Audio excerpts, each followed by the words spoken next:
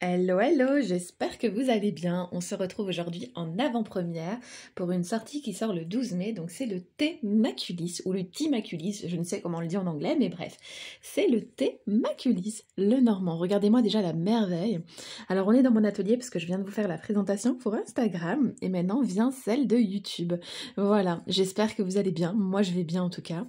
J'espère que vous aussi. Donc cet oracle, il est au prix de 23 €. On est sur un coffret donc des éditions Arcana Sacra, vous les connaissez déjà je pense, c'est des coffrets qui sont magnifiques. Donc à l'heure du thé, on vous dit plongez dans l'univers envoûtant de cet oracle le normand revisité, qui vous initiera à l'art de la cartomancie devant une tasse fumante, comme celle-ci, qui n'est plus trop fumante. Hein. Pour tout vous dire, c'est pas un thé, j'avais pas envie d'un thé. Alors je me suis mis des roses, finalement ça reste un thé, mais c'est un thé froid puisque je me suis mis du sirop de rose, avec en plus mes petites roses récoltées. Voilà. Donc dans le livre compagnon, on va découvrir comment utiliser les propriétés uniques en fait des plantes, des infusions qui vont venir enrichir votre tirage. Voilà, et obtenir des réponses plus claires à vos questions. Donc ça c'est super chouette, ainsi que des recettes d'encens à base de thé et tisane pour vous accompagner et surtout accompagner vos pratiques. Et voilà, en fonction de vos besoins divinatoires. Ça, j'ai trouvé que c'était super chouette, cette petite idée de recette d'encens. Moi, c'est ce que je vais faire. En tout cas, du moins, je vais essayer. Je ne suis pas la plus douée. Hein. Donc, que vous soyez débutant ou cartomancienne confirmée, cet oracle composé de 37 cartes à l'esthétique vintage vous invite à éveiller vos sens au fil des plantes dans un univers où le passé se connecte au présent, où les secrets du futur se dévoilent au fil des taches de thé. Voilà, donc il y a 37 cartes. Le normand, 37 cartes. Mais pourquoi? Eh bien, vous allez le découvrir, il y a une carte supplémentaire. Donc le coffret, il est comme ceci. Moi, j'adore parce qu'on a vraiment des illustrations en fait vintage. Moi, je pense que vous vous doutez. Là, on est dans mon atelier. Vous faites pas attention au bordel, promis? Allez, je vous fais un petit tour de l'atelier. Donc on est dans l'atelier où il y a la bibliothèque. Et comme vous pouvez le voir, là-bas, j'ai le bar d'astronomie. Là, j'ai l'apothicaire. Enfin, moi, je suis très dans le style vintage, tout simplement. Donc du coup, ça me plaît beaucoup. Voilà, ça me plaît beaucoup. Alors, qu'est-ce que j'ai fait? Si je vous fais tomber, ça va pas le faire. Vous me direz, j'avais qu'à pas bouger le machin, là, il veut plus tenir en plus. Allez, il veut tenir. C'est parti. Après vous avoir bien donné la nausée. Donc c'est parti, découvrons ensemble le petit livret qui accompagne donc cet oracle. Donc au début évidemment on a le sommaire, on a ce petit papier glacé qu'on connaît bien chez Arcana Sacra et qu'on aime beaucoup. Donc le thé Maculis le normand ou le normand des taches de thé, voilà comme vous aurez envie de l'appeler.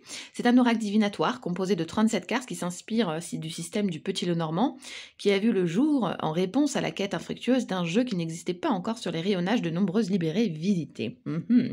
L'esthétique vintage de ces cartes nous invite à plonger dans l'univers mystérieux de la divination.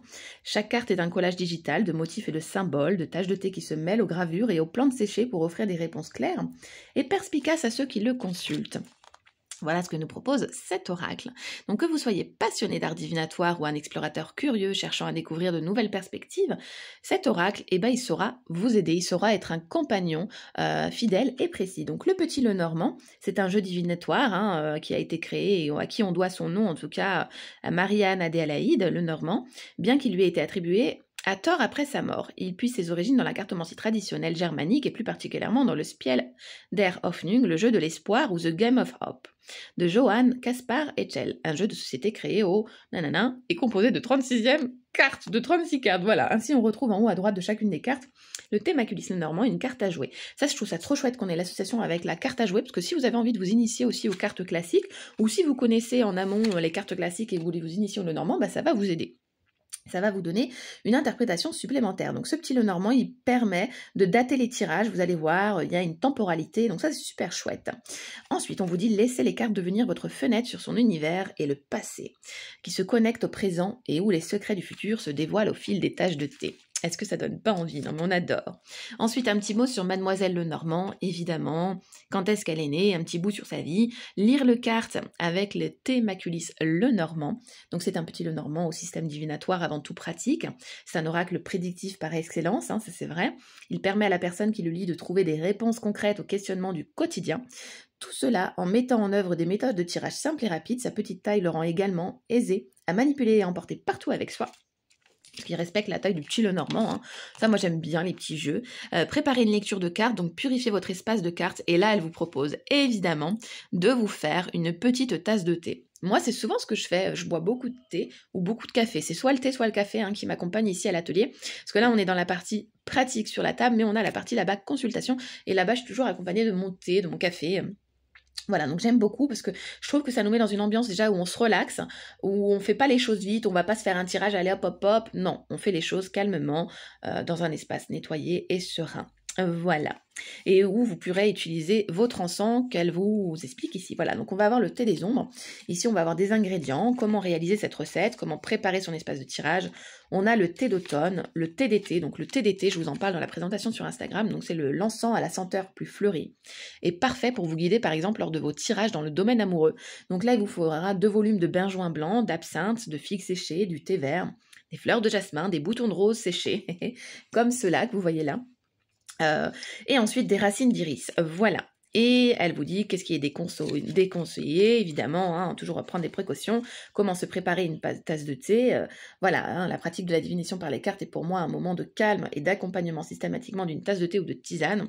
Alors juste avant de vous lancer dans un tirage, prenez le temps de vous préparer une tasse de thé, vous pouvez choisir le mélange afin qu'il vous accompagne. Voilà, et là on vous dit, comme pour la recette précédente, redésuez en poudre grossière l'ensemble des ingrédients, le mélange obtenu sera brûlé dans un charbon ardent. Donc moi je vais essayer, j'ai jamais essayé, figurez-vous, de créer de l'encens toute seule. Enfin si, j'avais essayé une fois avec du marc de café, j'avais mis des huiles essentielles de mémoire, d'orange quelque chose.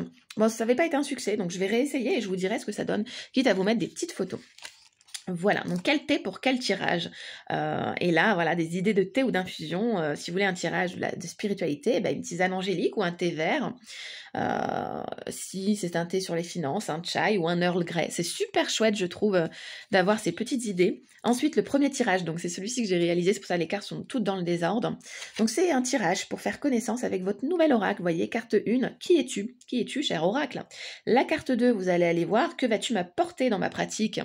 La carte 3, la tasse, comment puis-je travailler au mieux avec toi?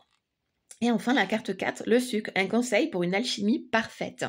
Et la 5, quel sera le résultat de notre collaboration? Et oui, parce que vous allez collaborer avec celui-ci. Moi, ce que je dis toujours, c'est mes bébés, mes jeux, c'est mes bébés en fait, parce que je crée quelque chose avec eux. Et après, vous voyez, au début, on avait finance, nanana, tous les cas de figure de vos tirages. Et en fait, moi, après, je vais associer tel oracle avec tel tirage, voilà. Il y en a un qui va me parler pour la finance. Celui-ci me parlera peut-être uniquement pour les amours, je ne sais pas. Ça, je le saurai au fur et à mesure. Je ne vais pas vous dévoiler mon tea time quand même.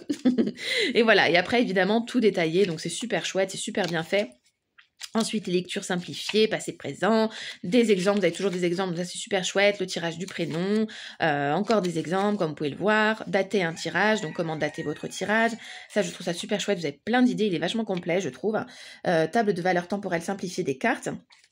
Et là, vous avez toutes les cartes une à une avec la valeur et le rythme. Donc ça, je trouve ça super chouette. Identifier le protagonisme d'un tirage avec les cartes de personnes que vous pouvez faire. Ça, c'est une des méthodes. Ensuite, afin de faciliter les tirages, le thémaculisme normand comporte une 37e carte. Donc là, il s'agit d'une carte personne non genrée qui peut représenter le ou la consultante, la personne qui est face à elle dans le tirage, ou le troisième membre d'un tirage, d'un triangle relationnel, donc s'il y a une tromperie ou une troisième personne dans l'équation. L'utilisation de cette carte est facultative, donc vous n'êtes évidemment pas obligé de l'utiliser. Voilà, en dehors du consultant ou d'un partenaire, les cartes personnes peuvent désigner quelques personnes cruciales à la situation, un partenaire, une aide, enfin voilà, vous le savez. Après, vous pouvez l'utiliser comme vous voulez. Moi, je vais pas forcément l'utiliser comme ça, je vais aussi l'utiliser comme une carte étoile, comme une carte supplémentaire, pourquoi pas, qui va venir annuler le négatif. En tout cas, je vais me faire à cet oracle et voir comment elle va ressortir pour moi. Mais je trouve que c'est super de l'avoir mis. Ensuite, avec des exemples. Et ensuite, la signification des cartes. Donc, venons-en aux cartes. Je vous montre juste la première, parce qu'après, je vous montre les cartes une à une. Donc, pour la carte 1, et pour toutes les cartes, vous retrouvez la carte. On est sur un livret en couleur, comme vous l'avez vu. La correspondance de la carte. Donc, le cavalier est associé au 9 de cœur. La temporalité, on a 3 jours, l'influence favorable, les mots-clés, la plante à infuser, la guidance et des associations possibles. Donc ce qu'on va faire, vous voyez, c'est pareil pour toutes les cartes. On va découvrir les cartes et on va faire un petit tirage. Donc on a un dos de cartes, un petit peu de taches de thé. C'est très joli. Ça se fond bien sur du bois en plus. Je vous ai enlevé la nappe que j'avais. J'avais une nappe avec du muguet et je trouvais que ça s'y prêtait pas. Donc j'ai enlevé ma nappe. Et de toute façon, bientôt j'ai un atelier ici avec une amie. Donc c'est super chouette. Allez, donc on a la carte de la maison. Comme je vous ai dit, elle est pas dans l'ordre, mais c'est pas grave. L'arbre, j'adore en plus, je le trouve trop beau.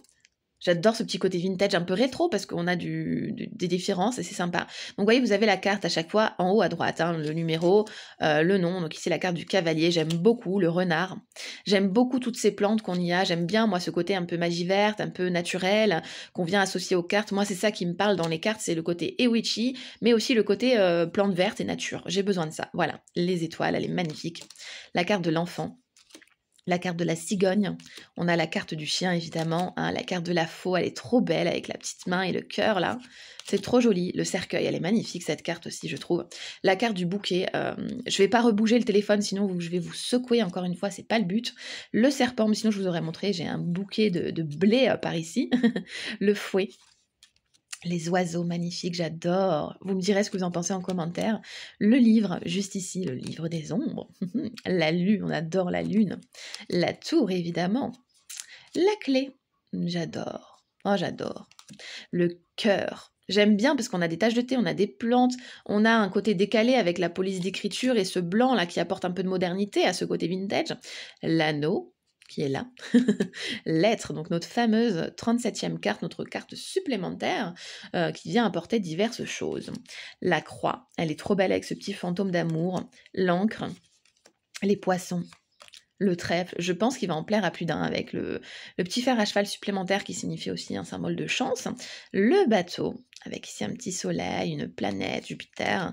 La dame, que je vous ai mis sur ma présentation devant ma bibliothèque qu'on a ici, je la trouve trop belle. Trop belle. Le lys, évidemment, c'est une de mes préférées cartes aussi. Le monsieur.